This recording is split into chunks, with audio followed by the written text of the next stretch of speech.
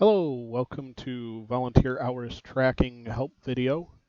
We're going to try and teach everybody about the forms. Some of us might need a refresher. Some of you might be seeing these forms for the first time. There's basically three different forms we use to track individual involvement hours. Um, we track for a couple of different reasons. One is to keep track of our time, which is important both to understand where our time is going so that we can better utilize everybody's time on the team. Um, and it also helps uh, secure grants and for the people who have already given us grants like FEMA uh, and Bridge. It helps show them that their money is being well used and what we're doing with that money. Um, the first form we're going to go over is actually an ICS form, if you remember that from your training, um, Incident Command System. It is the check-in list. Um, there's actually two versions of this that you'll see. There's this one, which is actually the current official form. Um, you'll generally only see this on bigger operations. We don't generally use this one. And then there's this one, which used to be one of the official forums. This is more for smaller operations like we do, and it is really there to check in individual team members. In the case of the ICS check-in form, check-in list like this, which we'll use at generally training, exercises, meetings, training meetings like the monthly meeting, um, and other stuff that we're running that's not, or I'm sorry, including activations. And also, if we do mutual aid, a lot of the time you'll be checking in on this form that's being used by whatever agency we're going to help, because this, again, is an ICS standard form.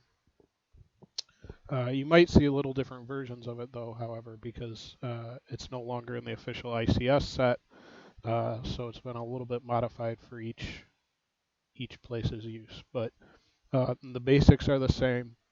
Uh, in an actual operational usage, this form is very important.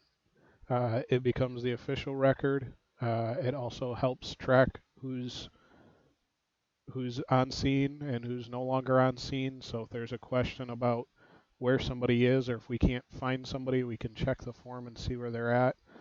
You'll notice on a lot of these forms, there's a mobile phone number that you have with you that you'll write down so that if somebody needs to contact you by phone because they can't reach you on the radio, or if you're possibly lost or something, they can use that to find you. So basically, the top part here will generally be filled out by somebody in operations. So you're generally not going to fill that out, but the operations team leader or somebody there should have this part filled out. The event type, the location type, so where it is and whether it's a base, staging camp, or whatever. And we'll generally, um, for meetings and stuff where that doesn't make sense, you'll see it get filled in. On our form on the back, there's also a place to put more information, but that's not for you to worry about. Um, uh, the incident ID, there's many different names for that you'll see, but again, this will all be filled out, who it was prepared by and the date time it was prepared in page 101. Again, this all goes into the official record. Um, in our case, we also use it to track your hours on trainings or operational events. Very basically, there's just a few columns that you'll have to fill in. When you come on scene, you should be looking for this form, and if you don't find it, you should be asking somebody in charge where it is, because it should be there. Um, Either they'll have a good explanation of why it's not and what you need to do about that, or they'll be, oh, it's over there, or they might say, oops, I forgot, and they need to do that. Um, but you're just going to print your name. Don't scribble it out. Print it so it's legible. So as there's questions down the road and people wants to look back and say, well, was Jimmy John here? Or, there could be all kinds of reasons they need to do that. they can do that. Generally, you'll see here tag and badge number, um, our accountability tags, the cow tags. Generally, people will write those in. Um, those will also in an operation. Those will go up on a pegboard. The organization you're with. So for you guys, it would just be CERT usually, um, unless you're responding to a SAR event. If you're on the SAR team, it would be Calhoun SAR or something like that. Just helps, again, especially if we're at another agency doing this, they'll be able to see that. Then specialties and certifications, usually you'll see people write in really quick. For us SAR people, we'd write in SARTAC 2 or something like that, but you might have something else to go in there.